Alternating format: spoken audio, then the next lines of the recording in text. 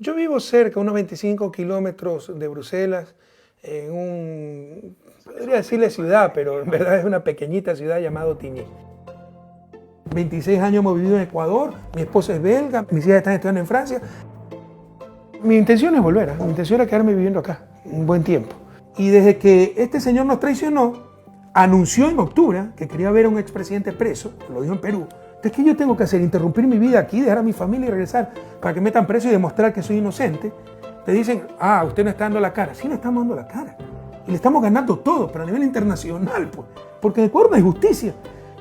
Si alguien tiene conciencia de clase en América Latina, esa es la oligarquía. Van a tener sus contradicciones internas, pero van a ser más unidos que un puño contra un gobierno que intente cambiar las cosas y te tratarán de desgastar, desestabilizar, destruir. Y esto va a cambiar cuando los derrotemos en las elecciones. Y como saben que lo vamos a derrotar, van a aumentar, a incrementar la persecución, porque su objetivo es no permitirme regresar al país y que participe en elecciones. Mi intención era retirarme de la política, intención sincera. O sea, ¿por qué iba? ¿Qué ganaba yo haciendo todo lo que hice? O sea, si hubiera querido continuar en la política, me lanzaba a la reelección y les ganaba. Quise retirarme de la política, devolverle la paz que 10 años le quité a mi familia, volver a la academia, que es lo que más me gusta. Pero la política no se retiró de mí. Empezaron a perseguirnos, a destruir la patria, y hemos tenido que decir presentes. Y ahora, si es necesario volver para ganar las elecciones, tendré que volver. A un gran costo personal y familiar.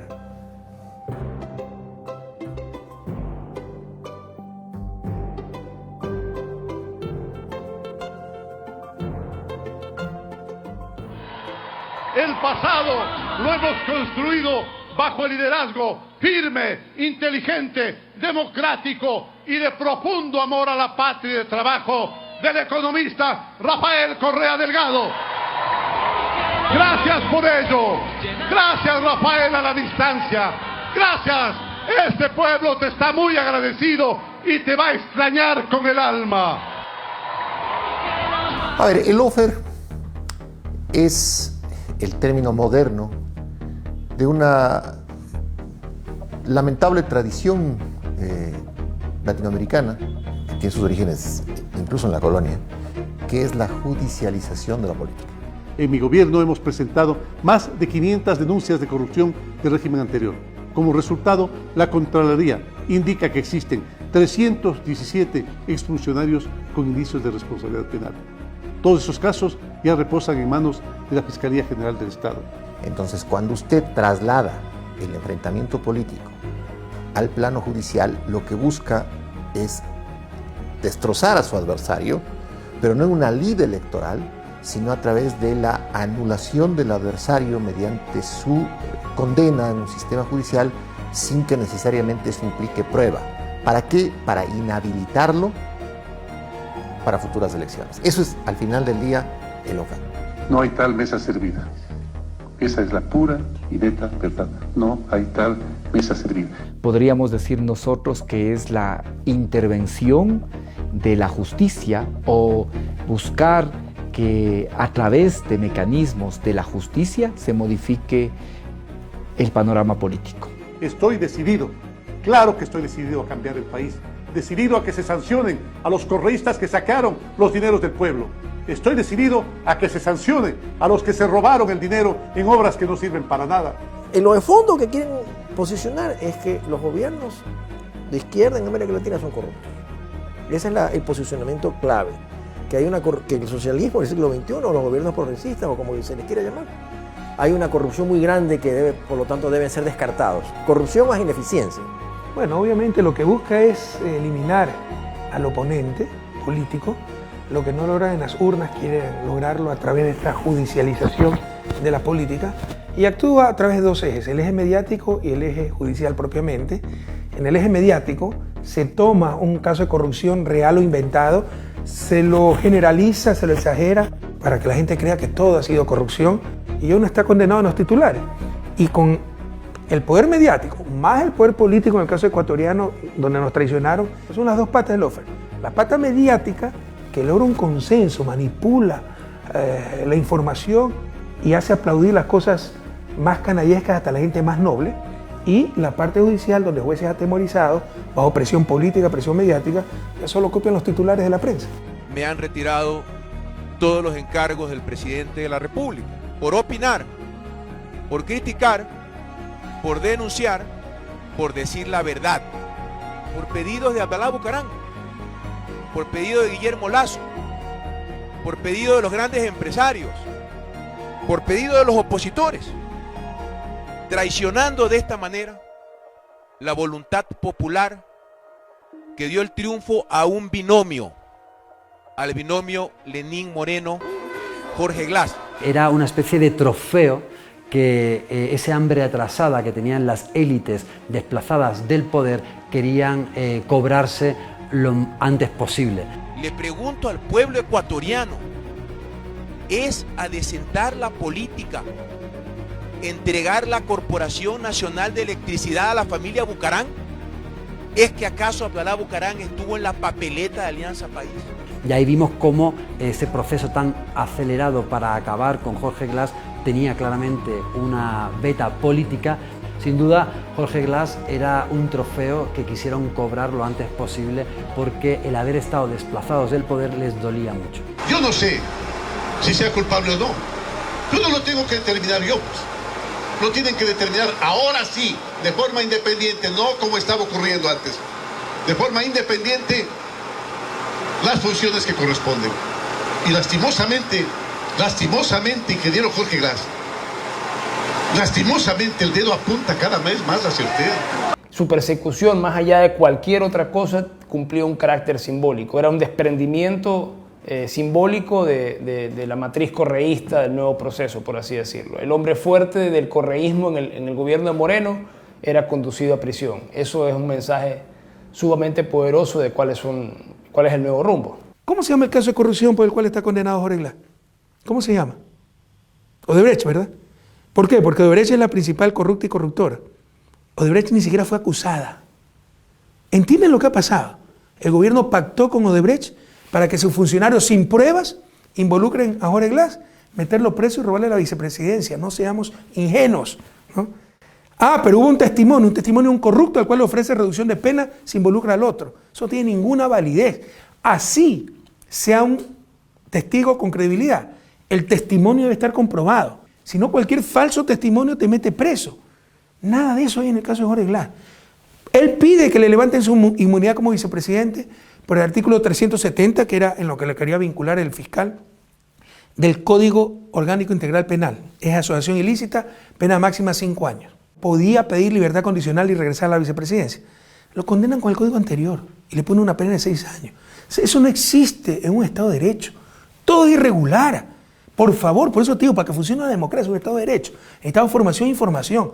No puede ser que las barbaridades que ha publicado la prensa por su odio a mí, por su odio a Jorge Glass, sirvan como prueba contra Jorge Glass. Ya basta. ¿Dónde está un centavo mal habido de Jorge Glass? Están sacrificando a un inocente por el odio, por la patológica sed de venganza que tienen contra Revolución Ciudadana. Porque además lo que busca el lawfare es destrozar todo lo que ese adversario representa. La cárcel en nuestras sociedades es la sepultura de la honra, la sepultura de la dignidad de una persona. Destruye tu familia y lo que más destruye, porque la persecución ataca a tu gestión, es tu legado. Jorge no solamente está preso, está incomunicado, está aislado, está en un cuarto solo, no le hablan los policías, no le hablan los guías penitenciarios, y en estos tiempos de pandemia, sin visitas, me pregunto cómo estará. Es uno de los dolores que llevo en el alma. Mire usted, aquí en nuestro país existe perseguidos políticos. Su crimen es el viejo crimen con el que siempre se ha acusado a los sectores de la izquierda, la subversión. Sabemos lo que significa la marginación, que a una persona le digan, no, este es un subversivo, este no puede estar aquí. Su lugar es de cuidado. Si no está en la cárcel, por lo menos está bajo vigilia. Debe estar bajo vigilancia. Bueno, en el Ecuador no tenemos presidentes presos, pero no hemos perdido la esperanza. Yo creo que Moreno lo que hace sencillamente es volverse un instrumento de quien realmente gobierna la nación, que son los poderes de los banqueros que se han enriquecido estos años, de los sectores empresariales depredadores del país, que le cooptaron a Moreno cuando ganó la presidencia, e incluso antes, y que después simplemente le han inyectado la consigna de que tiene que desaparecer al correísmo como fenómeno político. En ese escenario, que esté Pavón, que esté Hernández, que esté cualquiera, a Moreno no le importa. Es decir, él prescinde de cualquier tipo de consideración porque esa es su personalidad. Los consejeros presidenciales ecuatorianos Ricardo Patiño y Virgilio Hernández, junto a la secretaria de la Gestión Política, Paula Pavón, presentaron la renuncia a sus cargos dentro del gobierno. Cuando tomé la decisión de renunciar al gobierno de Lenín Moreno, yo sabía que esa decisión que fue tomada como una afrenta iba a tener consecuencias, pero jamás me imaginé que la consecuencia iba a ser la cárcel.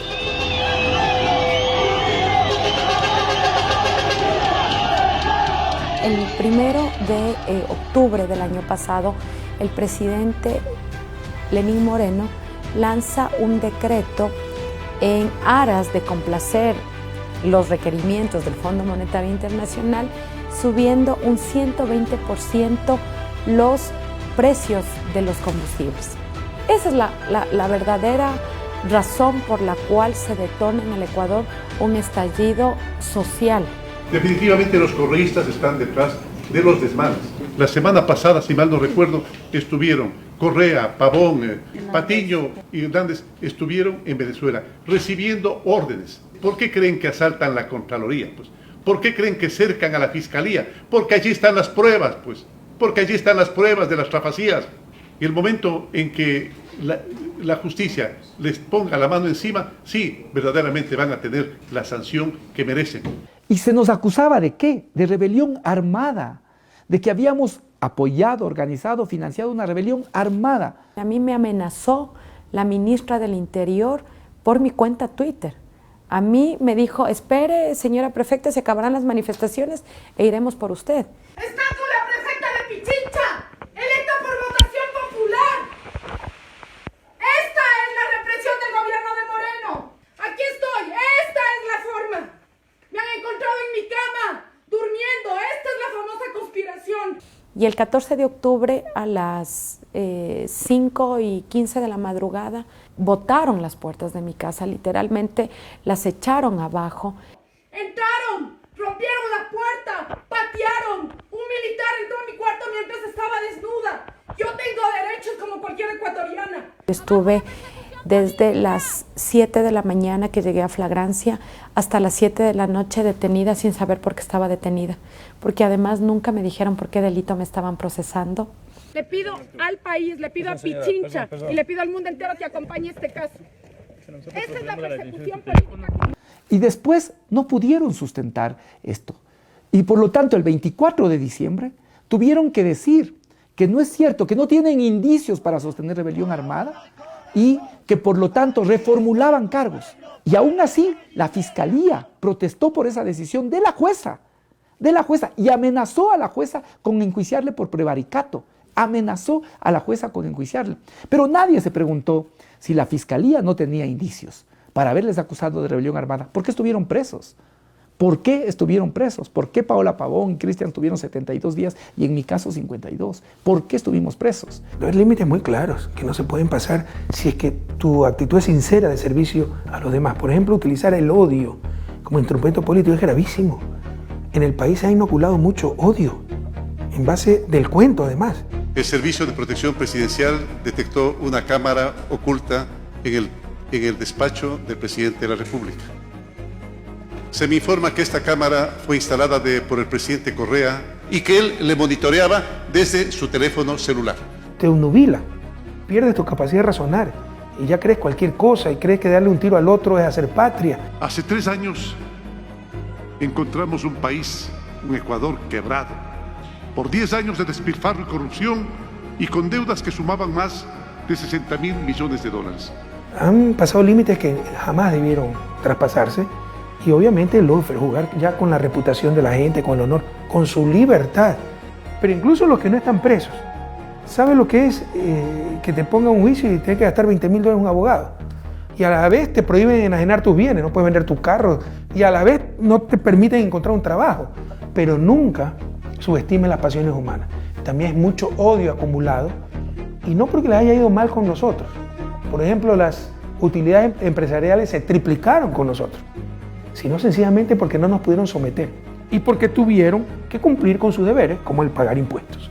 Por ese motivo es por lo que fue tan atacado el gobierno de Rafael Correa, porque era un gobierno post-neoliberal, que puso en tela de juicio a la economía de libre mercado, que quiso acabar con pobreza y con desigualdad a costa de algo básico que ocurre en otros muchos países, que es quitar a los que más tienen para darle a los que menos tienen, pero en una manera de redistribución de los recursos. Entonces, a quienes siempre se habían privilegiado de manera pues reducida, minoritaria, de unos ciertos privilegios, es a quien eso les afectó y por lo que siempre atacaron a Rafael Correa. El lawfare es la herramienta de confrontación política del neoliberalismo. El neoliberalismo ve la prestación de servicios públicos como una carga al contribuyente. El neoliberalismo ve al empresario exitoso como el político ideal, porque si es exitoso en su empresa privada, entonces el manejo del Estado es algo similar. Y la generación de empleo tiene que ser flexibilizada. No puede haber leyes que protejan al trabajador porque hay que dejar que las leyes de la economía se acomoden.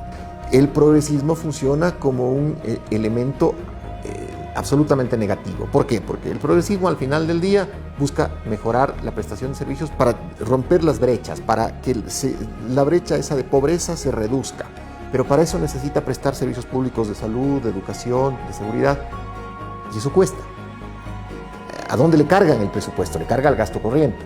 ¿Cómo se financia el gasto corriente de un presupuesto? Se financia con impuestos. Y el impuesto más redistributivo por naturaleza es el impuesto a la renta. ¿Qué implica el impuesto a la renta? Que quien más gana en un ejercicio económico tiene que pagar más.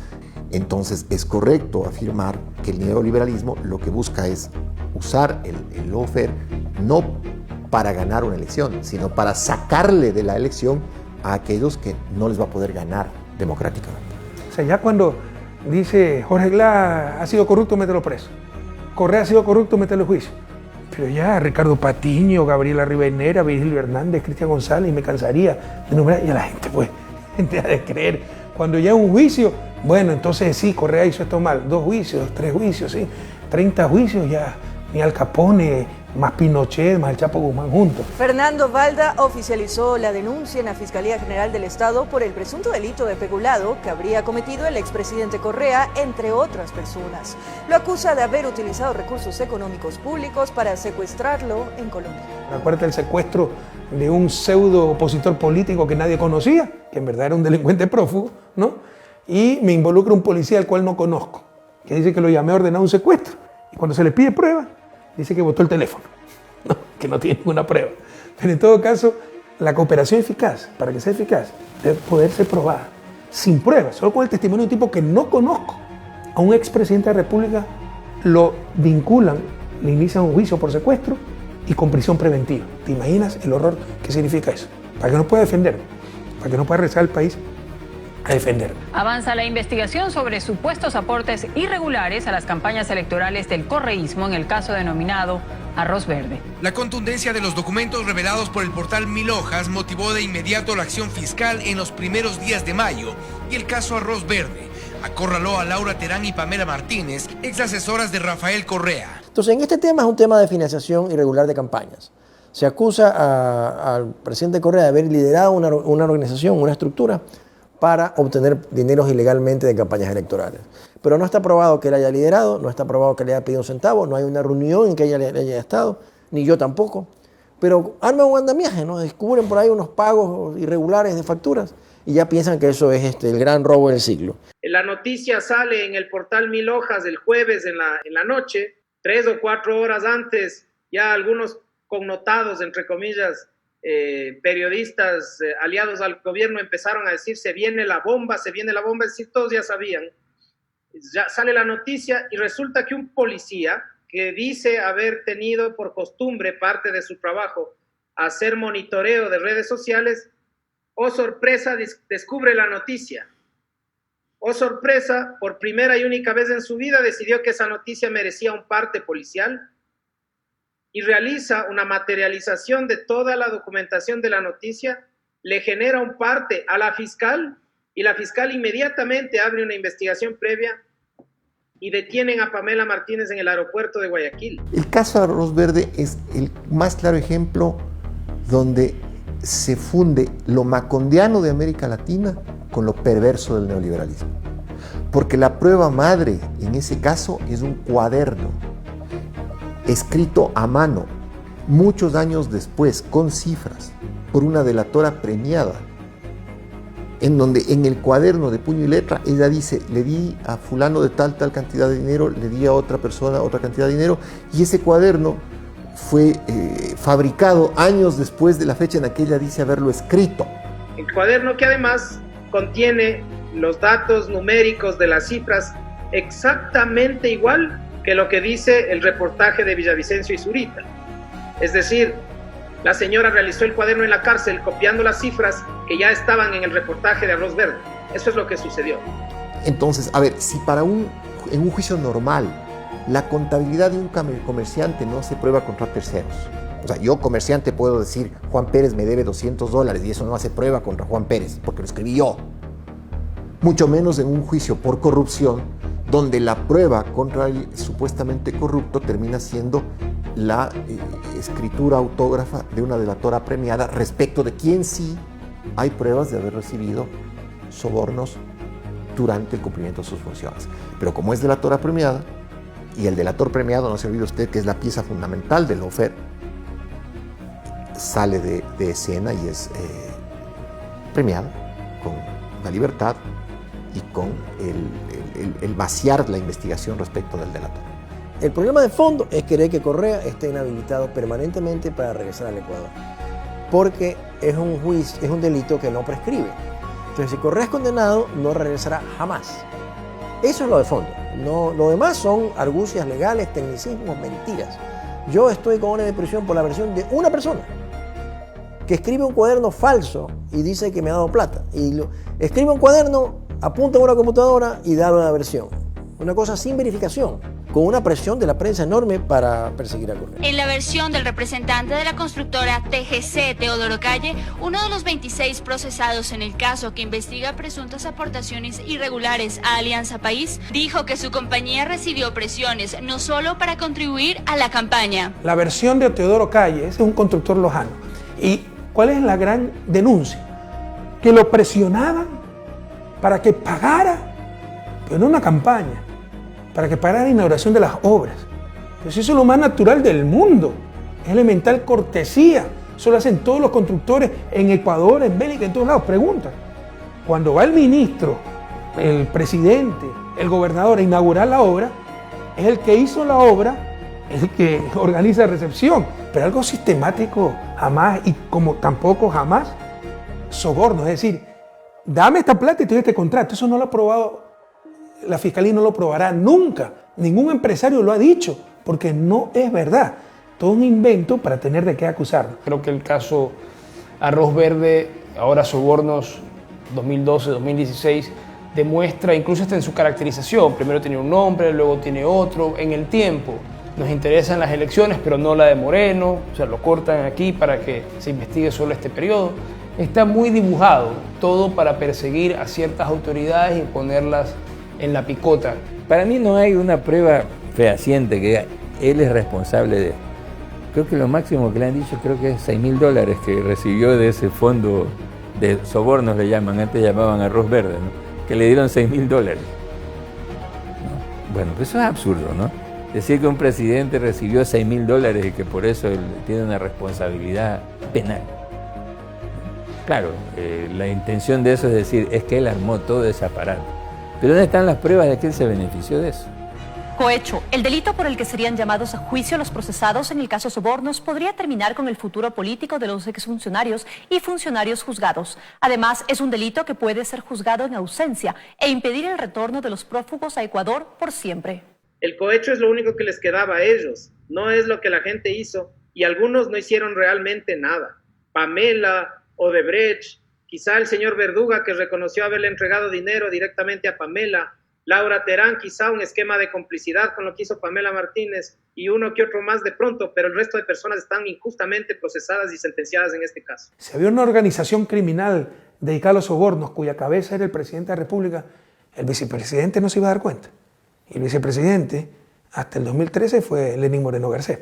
Esto es una gran farsa. En principio, la Interpol, que es un organismo internacional que busca llevar a cabo la detención de criminales más allá de las fronteras de los países, en el caso concreto del Ecuador ya lleva 4 alarmas rojas o notificaciones rojas que ha desacreditado y que ha rechazado. Lo que le está diciendo al Ecuador es, oye, están ustedes violando los tratados y los convenios de derechos humanos más importantes y al mismo tiempo están incurriendo en persecución política. El coronavirus ya hace presencia en 3 países latinoamericanos. Hace pocos minutos el gobierno ecuatoriano confirmó el virus en su territorio. Así se preparan para enterrar a los muertos en Guayas, la provincia más afectada por el coronavirus del Ecuador y de toda América Latina.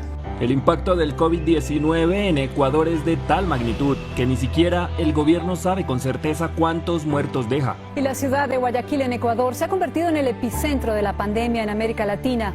Allí los hospitales están completamente colapsados y la ciudad vive una verdadera emergencia.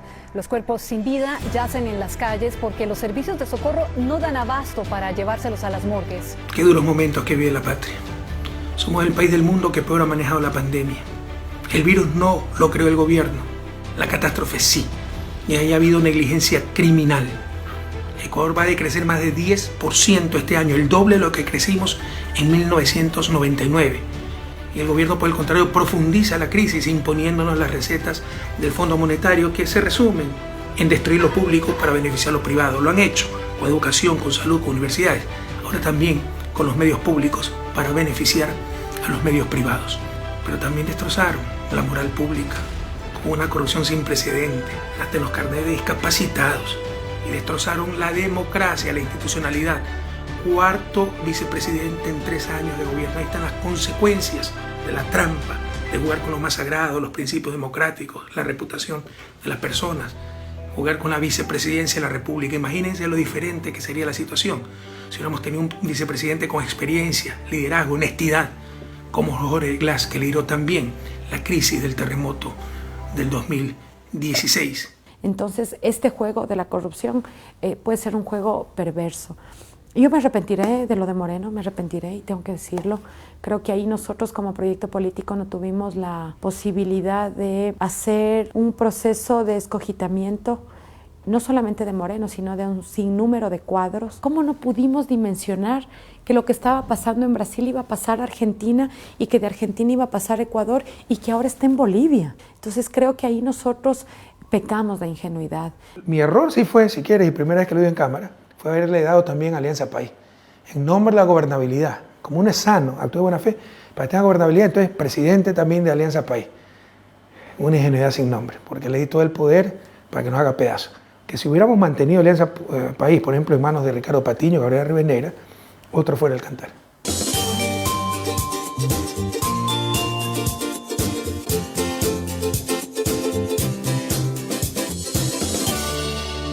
El gobierno de todos. Vamos a crear el Metroférico de Quito, que conectará La Carolina con el Aeropuerto Internacional Mariscal Sucre de Tababela. En este sentido anunció una mega obra para la costa del país, la construcción del tren playero. Vamos a recorrer playas en Gabao, en Bunga, Chanduy, Atahualpa, Alconcito, Salinas, Libertad, Punta Blanca, San Pablo, Monteverde, Allanque, Valdivia, Mangaralto, Montañita, 400 kilómetros de tren. Yo creo que nos han retrasado décadas a nivel institucional, a nivel democrático, a nivel cultural, de cultura política, cultura democrática, a nivel político, devaluaron la política, ¿no? La palabra, o sea, destruyó la democracia. Entendamos que democracia no es dar una patente de corso, un cheque en blanco al que fue electo para que haga lo que le haga gana, es que cumple el programa que ofreció en campaña, por el que se votó en las urnas. Desde que votó a la basura ese programa, Moreno rompió la democracia, devaluó la política, ha devaluado la palabra presidencial, nos ha destruido nuestra cultura democrática. En más de una ocasión escucho que fue que pasó de las casas, que fue de las casas que ofrecieron. A quienes critican que no estamos atendiendo el tema de vivienda, les invito a comparar las 20.000 casas de este año con el de la década pasada, en la que apenas se entregaron 8.000 viviendas anuales. Espero que aprovechen de la mejor manera esta cancha y todas las instalaciones deportivas que estamos haciendo. ¿Yo qué voy a criticar a un Hombre Moreno? Pues no ha hecho nada, pues sus 2 canchas sintéticas, o sea, las voy a criticar.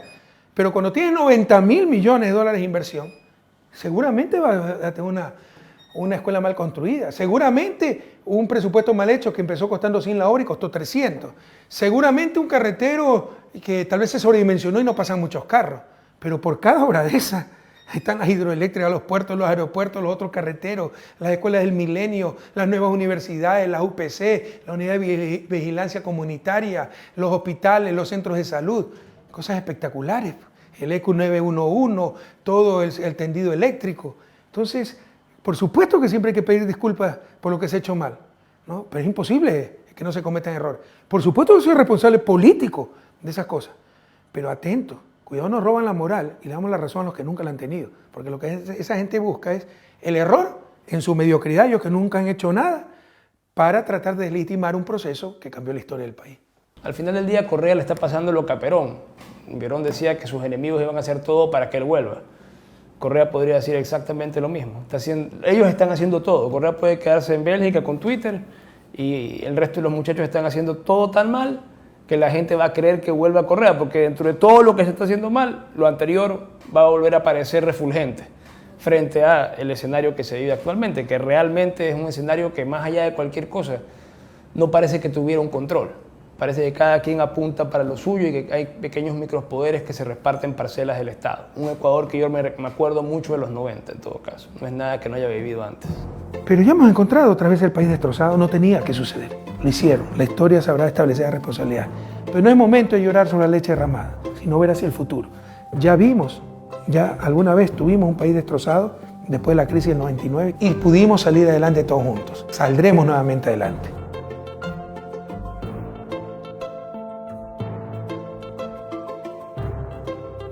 Pudimos cometer cualquier error, salvo uno. Jamás nos equivocamos de lado. Siempre estuvimos con la patria, siempre estuvimos con la grande mayoría, siempre estuvimos con la verdad, siempre con la justicia.